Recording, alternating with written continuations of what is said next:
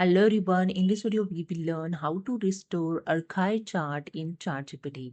So let's start. This is my ChatGPT. Here you can see I already logged in Google Chrome, and in the left side bar no chart history is showing.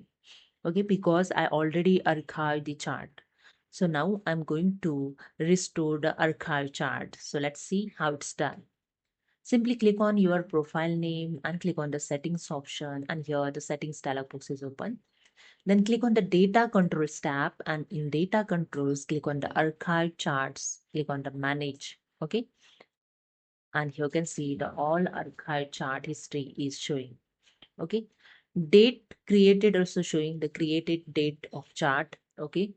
To restore the archive chart, just click on this option. You can see when you keep cursor on this option, is showing the unarchived chart.